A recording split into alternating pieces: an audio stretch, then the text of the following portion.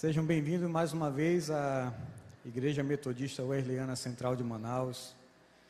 E é uma bênção, né, poder estar aqui com vocês essa noite, trazendo um pouquinho do que Deus colocou no meu coração.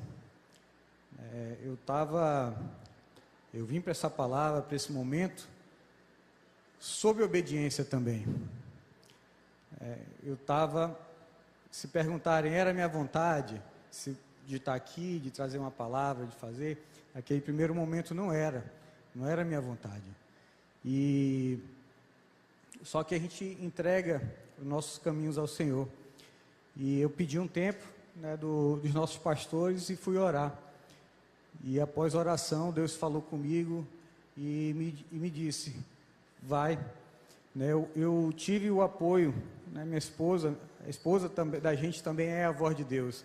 A gente precisa deixar de enxergar nossa esposa como inimiga e ver que ela está do nosso lado. Ela está ali, vai caminhar com a gente. E a minha esposa falou, meu amor, você pediu tanto de Deus para que Ele te usasse. Olha essa oportunidade que Ele está colocando para você.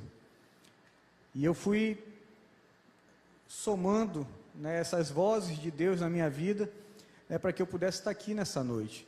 E essa noite, né, sobre essa obediência, né, eu trouxe a obediência como estilo de vida. Tudo que aconteceu antes de eu estar aqui, de eu estar falando, não foi combinado, né, a não ser o testemunho, o que ia ser falado, eu não sei, mas era para dar um testemunho sobre obediência, quando a gente trouxe o Mateus e o João Paulo aqui para estarem nesse momento de entrevista. E as coisas estão tão alinhadas por Deus, que eles trouxeram e mencionaram 2 pontos que eu vou estar aqui falando da ministração. Por quê? Porque não fui eu que trouxe a palavra para cá essa noite, não é o Henrique que escreveu essa palavra, mas sim um direcionamento de Deus. Eu creio que o Espírito Santo ele direcionou as pessoas que estavam sendo usadas nessa noite para que essa palavra tocasse no coração de algum homem. Se Deus falou no meu coração, pode ser para 100, para 200, mas essa palavra pode ser para um homem só. Então, se essa noite a palavra tocar no coração de um homem, algum homem que estava precisando ouvir essa palavra, a minha missão está cumprida.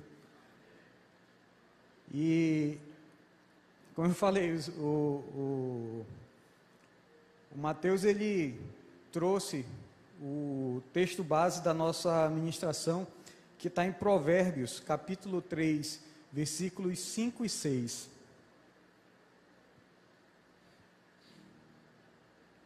Vamos lá, todo mundo? Confie no Senhor de todo o coração. Não dependa de seu próprio entendimento. Busque a vontade dEle em tudo que fizer, e Ele lhe mostrará o caminho que deve seguir. Meus irmãos, Deus tem um propósito para a nossa vida. Deus, quando nos criou, Ele tinha uma finalidade. E quando Ele criou o homem, né, lá no Éden, a gente se recorda que Deus deu apenas uma ordem proibitiva. Qual foi? Não coma do fruto da árvore do bem e do mal. E o homem teimoso, desobediente, o que ele fez? Ele foi lá e comeu, né? Então ele desobedeceu e caiu. E quando o homem cai, ele deixa de ser direcionado por Deus, ele passa a ser direcionado pelo pecado. Então o pecado entrou de maneira forte e agressiva na vida do homem. Mas como eu disse, nós precisamos lembrar que nós fomos criados com uma finalidade. E nós temos uma missão divina para ser cumprida aqui na terra. Eu trouxe aqui a mensagem, que são 5 pontos que o pastor Rick Warren, no livro Uma Vida com um Propósito, ele menciona. O número 1, nós fomos criados para adoração. Nós fomos planejados para agradar a Deus e viver para a glória dEle. O ponto 2, comunhão.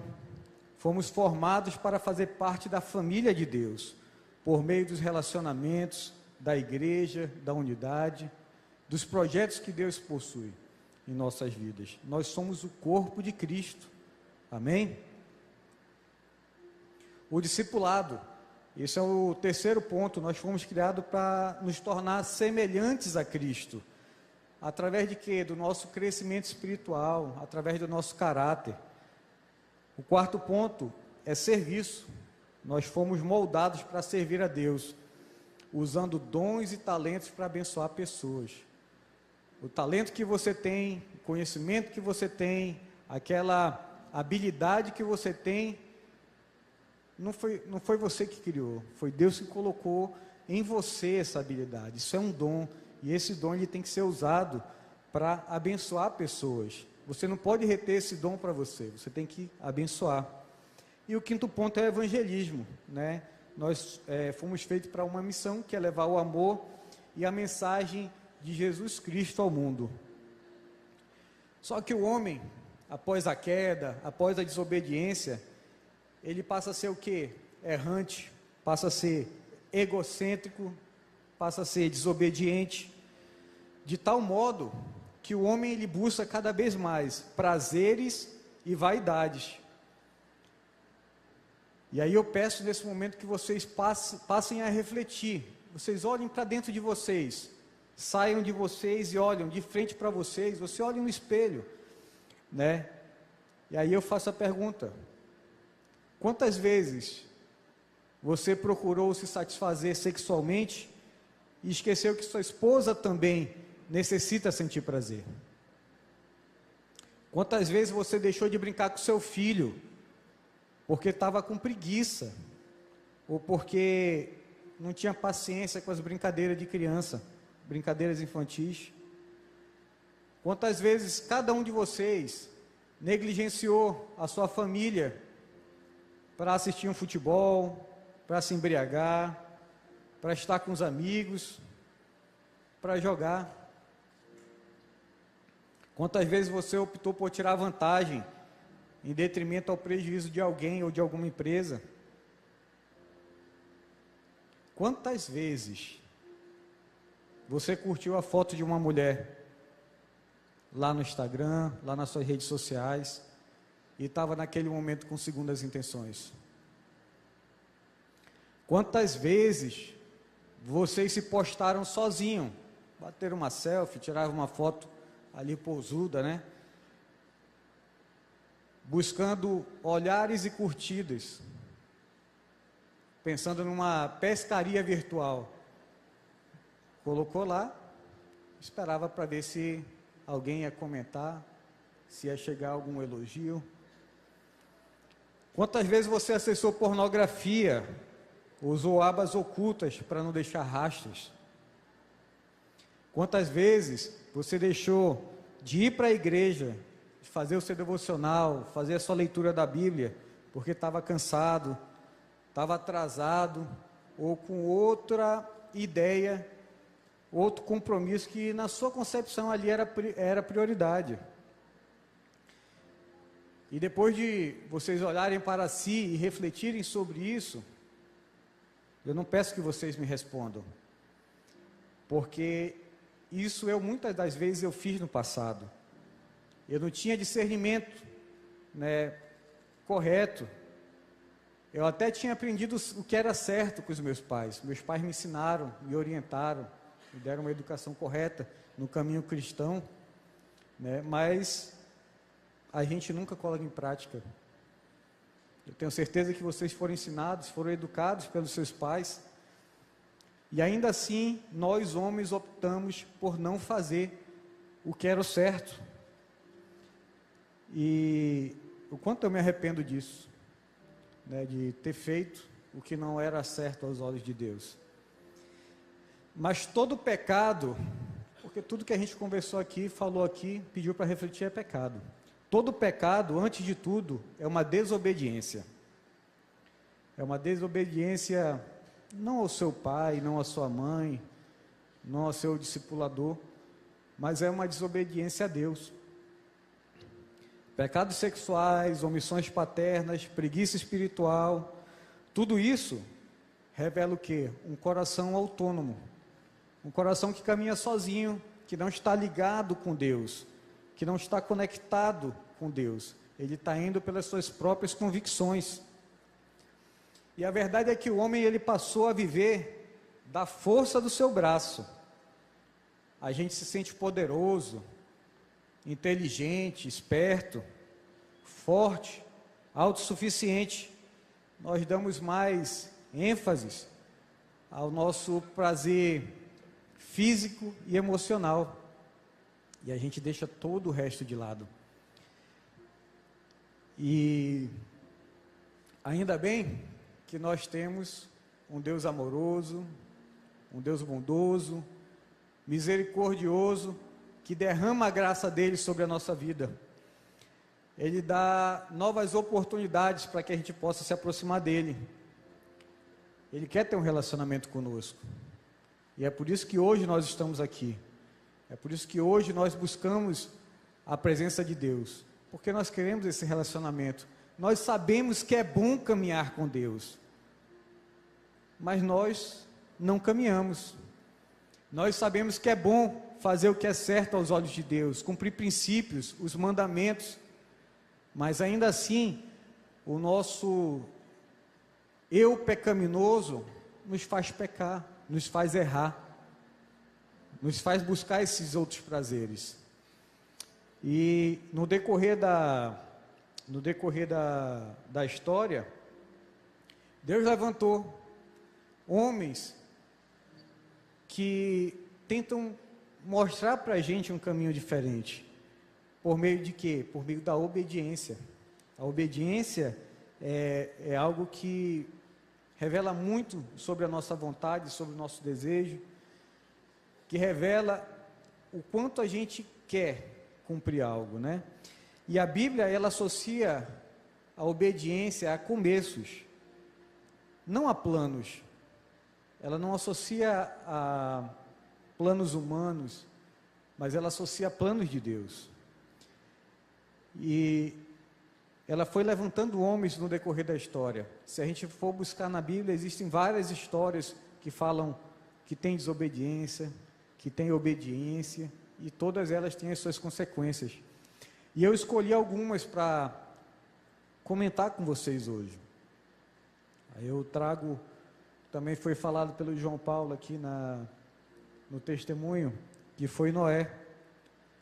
Noé, ele foi chamado por Deus no momento em que Deus estava decepcionado com o homem.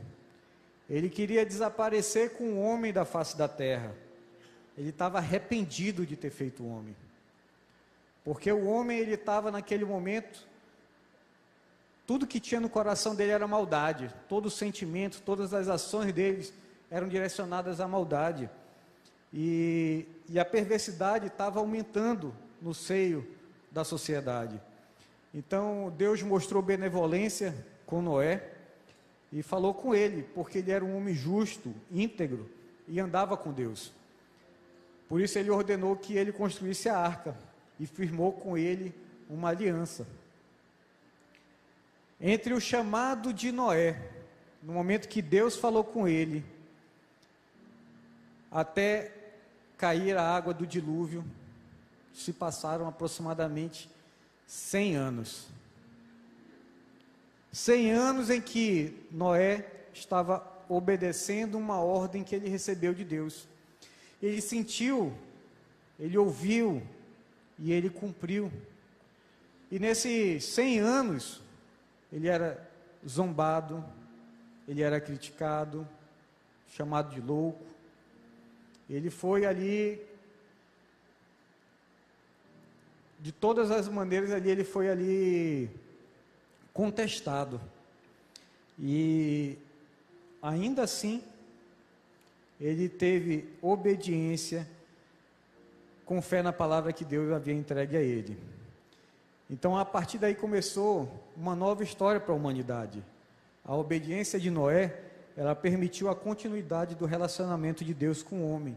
Isso foi um novo começo. Depois a gente tem Abraão, que é o pai da fé. Nós lembramos de Abraão como pai da fé, né? Porque ele obedeceu. Mas Abraão, ele precisou passar por um processo de obediência. Porque Deus, quando chamou Abraão, ele falou o seguinte: sai da tua terra, sai da tua parentela e vai para a terra que eu vou lhe mostrar. Não é verdade? E o que Abraão fez? Alguém pode falar o que Abraão fez? Obedeceu? Mas será que ele obedeceu? Deus falou: deixa a tua parentela. E Abraão acabou indo com Ló, seu sobrinho. Ele levou Ló com ele. Ele estava obedecendo a Deus? Mais ou menos, né? Obedecendo em partes. Então, naquele momento que ele levou Ló, ele estava desobedecendo a Deus e ele passou por momentos difíceis enquanto ele caminhava na presença de Ló. Eventos difíceis, negativos, como foi a fome que assolou a terra prometida naquele tempo e fez com que Abraão fosse parar no Egito. E no Egito ele mentiu, ou seja, ele não cumpriu um princípio de Deus. Ele mentiu falando que Sara era sua irmã. Ela acabou sendo levada ao palácio para ser concubina do faraó, até que Deus fere a casa de Faraó com pragas. E aí Abraão é confrontado e o faraó expulsa Abraão da terra dele. Já chegando em Canaã, os servos de Ló e os servos de Abraão entram em conflito, porque os seus animais cresceram, não havia pasto para que eles pudessem dividir, e até que eles resolvem se separar. Então, quando houve a separação de Abraão e Ló, foi quando verdadeiramente Abraão cumpriu a vontade de Deus. Ele obedeceu a ordem inicial que Deus havia dado a ele. E depois que ele obedeceu, vieram eventos de reafirmação da promessa, proteção e prosperidade sobre ele. Na hora que eles estavam dividindo a terra, o Ló escolheu a melhor terra e Abraão ficou em tese com aquela terra que não era tão boa. Mas ainda assim, Deus fez Abraão prosperar naquela terra. Ele venceu na terra, apesar dela não ser aparentemente a melhor terra que tinha ali. Ele falou que ele ia herdar aquela terra. Deus falou para Abraão que ele ia herdar aquela terra de maneira permanente. Prometeu a ele a descendência incontável, né? Como as areias da praia e as estrelas do céu. Ele foi declarado justo pela fé. Ele tem livramento e vitória na guerra que ele foi lá salvar o seu sobrinho Ló, e teve seu nome mudado de Abrão para Abraão. Foi tudo isso que aconteceu após a separação deles, ou seja, após a obediência total ao que Deus havia falado para ele. Então, Abraão deu início a um novo tempo na vida do homem, da gente. Ele virou pai de nações, né? Depois disso. Aí a gente vai para o terceiro homem, um homem de fé, que foi Moisés. Moisés, ele foi enviado para libertar o povo hebreu, né, que estava na escravidão no Egito. E Moisés, num primeiro momento, ele hesitou, quando Deus falou com ele lá na sarça ardente, né, falou que não conseguia falar. Muitos dizem que ele poderia ser gago, né, mas Deus foi orientando, foi falando, e Moisés foi cumprindo a vontade de Deus, e ele tirou o povo do Egito, né? E naquele momento que o povo hebreu saiu do Egito, Deus não revelou o percurso a Moisés. Deus não disse qual era o caminho que ele deveria seguir. Mas uma coluna de nuvem guiava o povo durante o dia, e uma coluna de fogo guiava o povo durante a noite. Aí já mostra o povo obedecendo a palavra de Deus, obedecendo o que Deus estava direcionando aquele povo. Mas chega um momento que o povo chega à beira do Mar Vermelho,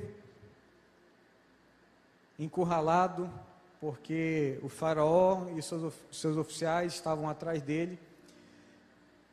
E naquele momento Moisés clama ao Senhor, né, pedindo um sinal, pedindo orientação do que ele deveria fazer. E naquele momento, Deus apenas deu uma ordem: diga ao povo que marche, tome sua vara e estenda a mão sobre o mar, divida as águas para que os israelitas atravessem pelo meio do mar em terra seca. Ou seja, a travesseira não ocorreu após um plano, não foi um plano de Moisés, daquelas pessoas que estavam caminhando ali, mas foi a vontade de Deus, foi um plano de Deus para que aquilo acontecesse. Foi um ato de obediência de Moisés, foi um ato de confiança em Deus. Então ali, a obediência levou Moisés a conduzir o povo com excelência pelo deserto. Só que anos depois, né, com o povo murmurando, o povo reclamando, o povo não satisfeito com o que Deus estava fazendo, anos depois, Moisés, ele recebeu uma ordem de Deus também. Anos depois, o povo reclamava e murmurava pela falta de água, queria água, né, e reclamava dizendo que por que Deus tinha tirado eles do Egito para morrer no meio do deserto. E Deus pegou e deu uma orientação a Moisés, né, para que ele fosse até a rocha e falasse para que a rocha saísse água. E o que Moisés fez? Ele foi lá com seu cajado e bateu 2 vezes na pedra. Jorrou água, saiu água. A vontade de Deus foi cumprida, porque era a vontade de Deus e ela ia acontecer. Mas Moisés, a partir daquele momento, ele e Arão perderam de entrar na terra prometida, porque eles desobedeceram uma ordem clara do Senhor, que era para ele falar com a rocha, e não era para ele bater na rocha. Então, a desobediência acabou tirando Moisés da terra prometida. Ele obedeceu por tanto tempo e depois acabou errando. Eu trago também Jonas. Jonas era um profeta, era pregador, e ele recebeu uma ordem clara de Deus para que ele anunciasse o julgamento de Nínive, né? Mas ele, pelo contrário, foi para outra direção, a fim de fugir da presença do Senhor, a fim de não cumprir a vontade de Deus, né? Só que a desobediência, ela não fica impune. E com Jonas não foi diferente. Deus fez com que um grande peixe engolisse Jonas, e ele ficou preso no peixe por 3 dias. E ele só foi vomitado depois que ele clamou ao Senhor. Então, nesse momento, uma nova história começou a ser escrita para o povo de Nínive, que eles se arrependeram dos seus pecados e caminharam conforme a vontade de Deus. Então vejam que, como eu falei, sempre Deus está abrindo novos caminhos por meio da obediência. E a gente vai fazendo essa transição, né, daqueles que desobedeceram e tiveram algumas consequências mais graves, outras mais danosas, outras mais ou menos, E a gente vai chegar aqui em Isaac. Isaac, filho de Abraão. Isaac, filho de Abraão, o filho da promessa. Na época dele também houve fome, como aconteceu na época de Abraão. E Isaac, naquele momento, ele resolveu fazer que nem o seu pai havia feito. Resolveu ir para o Egito. Mas Deus apareceu a Isaac e falou para ele não descer ao Egito, que ele procurasse se estabelecer na terra que ele fosse indicada. E Isaac obedeceu, ele foi para Gerar. Tempos depois, em Gerar, Isaac formou uma lavoura, e naquele mesmo ano que ele formou aquela lavoura, ele colheu a 100 por 1, porque o Senhor o abençoou. Ele enriqueceu de tal modo que ficou poderoso ao ponto dos filisteus o invejarem. Ou seja, Isaac obedeceu, foi abençoado, essas são as palavras na Bíblia, e prosperou. Nós temos José, esposo de Maria, pai de Jesus, mãe de Jesus. Maria engravidou pelo poder do Espírito Santo. E José, por ser um homem íntegro naquela época, resolveu romper aquela união em segredo, em secreto. Mas um anjo do Senhor apareceu em sonho e disse para ele não ter medo e receber Maria como sua esposa. Hoje em dia é bem difícil de acreditar. Imaginem vocês que uma namorada ou a esposa, sem ter relação com ela diga que está grávida. Homem nenhum acredita, homem nenhum vai aceitar esse tipo de coisa, né? Mas ainda assim José, ouvindo um anjo do Senhor que lhe apareceu, recebeu Maria. E depois, outro anjo do Senhor veio em sonho, falando para ele fugir do Egito, para ele fugir e ficar no Egito, enquanto o rei Herodes não morria.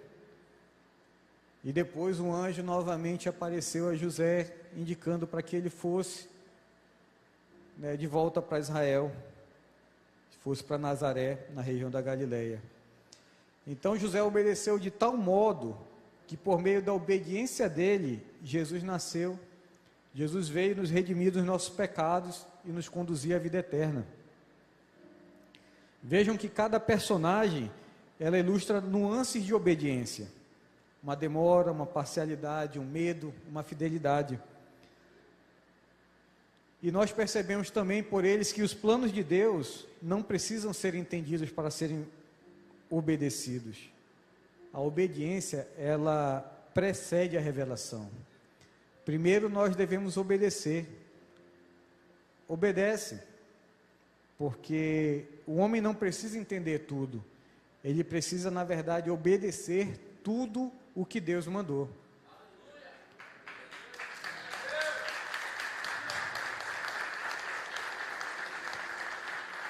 Meus irmãos, os homens são os sacerdotes do lar. Nós precisamos nos posicionar. Os problemas que hoje a gente enfrenta, muitas das vezes, ela decorre da nossa desobediência, da teimosia em querer fazer as coisas do nosso jeito e não da vontade de Deus. Deus é o centro de tudo para o qual nós fomos criados. A gente já comentou, é adoração, é comunhão, é discipulado, é serviço, é evangelismo. Então nós precisamos ter um relacionamento com Deus. Ocorre que nós mesmos, a gente arranja desculpa para não ter esse relacionamento. E às vezes a gente até nem quer ter esse relacionamento. A gente prefere fazer as coisas conforme a nossa vontade, para atender os nossos prazeres. Mas Deus mostra que Ele pode redimir os homens caídos, os pecadores, a fim de quê? De que façam grandes coisas para Ele. Eu e você estamos aqui para fazer grandes coisas para Deus. Não é pensando na gente, não é pensando no nosso umbigo, é para Deus. E quando Ele nos usa, Ele sabe de todo o nosso passado. Ele sabe dos nossos erros do passado. Ele conhece todos os nossos erros. Ainda assim, Ele escolhe nos oportunizar a caminhar com Ele. Ainda assim, Ele permite que a gente o busque. E com Deus, o nosso futuro ele é produtivo. Por mais pecaminoso que tenha sido o seu passado ficou para trás. Deus quer saber desse novo coração obediente que quer ouvir a voz dele. E um exemplo bem claro da obediência foi quando Jesus começou a convidar os seus discípulos. E Jesus chegava com o discípulo e falava: segue-me. E os discípulos prontamente caminhavam com Jesus. Vocês não veem Jesus explicando o plano de Deus, Jesus explicando o porquê que ele estava ali. Vocês não veem Jesus falando absolutamente nada, explicando nada. Ele simplesmente diz: segue-me. E os discípulos obedeciam, seguiam a Jesus. Não tinha nenhum cronograma pré-estabelecido falando do que ia ser feito a partir daquele momento que eles iriam caminhar com Jesus. Mas eles creram, obedeceram e caminharam com Jesus.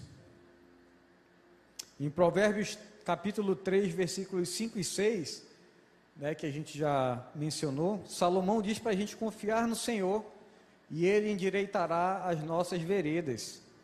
Ele não fala que o plano guia o caminho, mas ele fala que a obediência, a confiança no Senhor, ela ajusta o caminho. Hoje você pode estar quebrado financeiramente, o seu casamento ele pode estar afundando, com problemas de todas as ordens, seus filhos podem estar desviados, podem estar te envergonhando, podem estar trazendo preocupações em excesso para você. Você está preso nos seus pecados ocultos, magoado, ressentido com outros homens. Mas ouça, você precisa de um plano, você não precisa de um plano para voltar para Deus. Deus quer você assim do jeito que você está.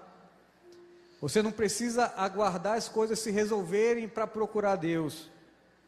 Vocês precisam de obediência. Venham do jeito que estão hoje e digam: Senhor, que seja feita a tua vontade na minha vida. E eu peço a vocês que vocês declarem hoje que irão decidir tomar decisões concretas, quebrar vícios, restaurar relacionamentos, assumir a liderança espiritual no lar, obedecer a princípios e confiar nos planos de Deus. O profeta Jeremias, no capítulo 29, versículo 11, traz o próprio Deus dizendo: porque eu sei os planos que tenho para vocês, são planos de bem e não de mal, para lhe dar o futuro pelo qual anseio. Meus irmãos, qual a dificuldade da gente entender que nós precisamos confiar no Senhor, nos planos que Ele tem para a nossa vida? A minha vontade, a minha análise, por mais que ela seja, eu tenha conhecimento do mundo, mas quem sabe do meu futuro é Deus. Quem conhece o meu futuro é Deus. Ele é que sabe o que nós precisamos fazer, como nós precisamos fazer, como nós devemos caminhar. E os planos deles são de bem e não de mal. Por que nós precisamos ser tão resistentes? Resistente ao que Ele fala com a gente. Para que resistência se Ele já está dizendo que o futuro que Ele quer dar é o que a gente anseia, é o futuro que a gente quer. E qual é o futuro que a gente quer? Um futuro de bem. E Ele está aqui para fazer. mas nós precisamos obedecer, nós precisamos confiar, nós precisamos entregar nossa vida, nossos caminhos ao Senhor. Isso se faz necessário para que a gente possa viver essa palavra que está sendo mencionada aqui. Os problemas e as dificuldades, todos nós temos, mas mesmo dela, Deus faz algo bom. O período da dificuldade forja o caráter e prepara para a vitória. Nós precisamos lembrar que o deserto é a universidade do crente. É lá onde verdadeiramente cresce o nosso buscar ao Senhor, o nosso confiar ao Senhor. É lá que a gente passa a de fato entregar a nossa vida nas mãos de Deus. É no deserto. Então nós precisamos ser obedientes, precisamos ter fé, precisamos confiar nos planos de Deus para as nossas vidas e principalmente crer em Jesus Cristo. O apóstolo Paulo em Romanos, ele menciona que apesar de tudo, somos mais que vencedores por meio daquele que nos amou. Cristo Jesus, ele nos amou e nele nós somos mais que vencedores. Se o plano de Deus é para que nós sejamos vitoriosos, que nós tenhamos o bem, que os planos dele é de vida e não de morte, por que nós duvidamos? Por que não cremos que Jesus é o nosso Senhor e Salvador? Nosso único Senhor e Salvador. Vamos crer que nós seremos vitoriosos, porque os planos de Deus são baseados nisso, na vitória que Jesus vai nos conceder. E para finalizar,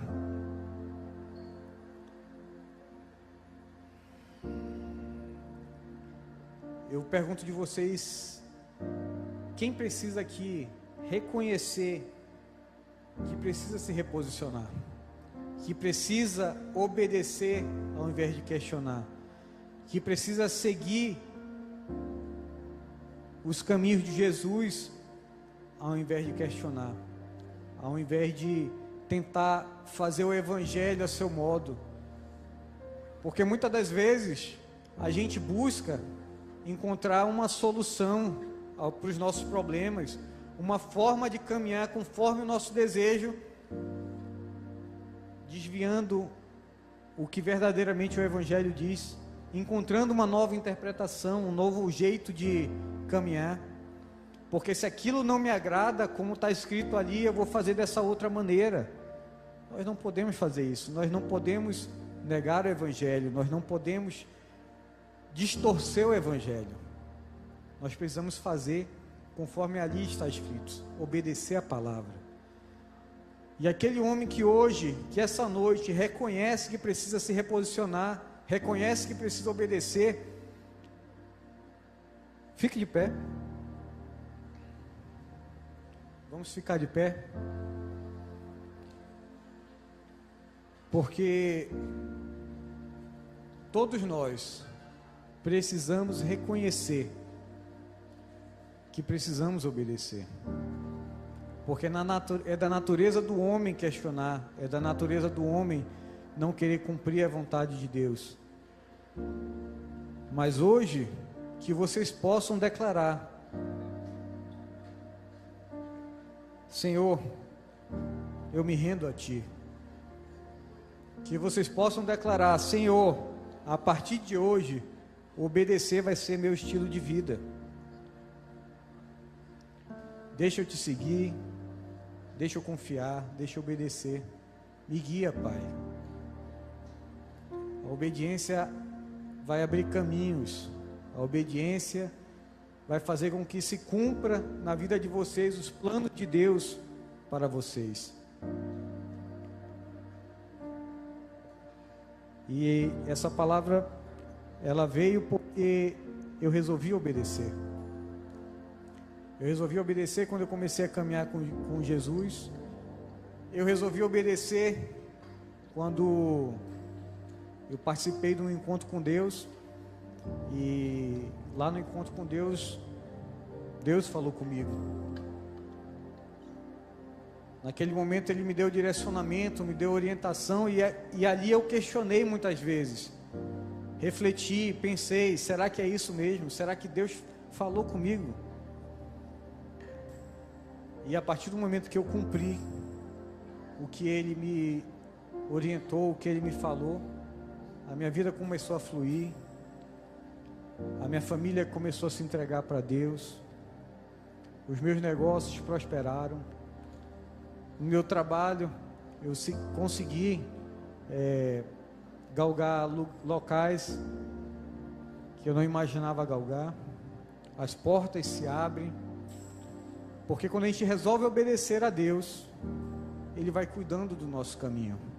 Quando a gente resolve obedecer a Deus, Ele vai abrindo a porta que tem que abrir, Ele fecha a porta que tem que fechar, e Ele vai te conduzir para um caminho de vitória, no nome de Jesus Cristo. Então eu convido a vocês a também confiar, a também acreditar, a também obedecer e entregar o caminho de vocês ao Senhor, que Ele vai endireitar as suas veredas e Ele vai conduzir vocês à vitória no nome de Jesus. Amém? Glória a Deus, irmãos.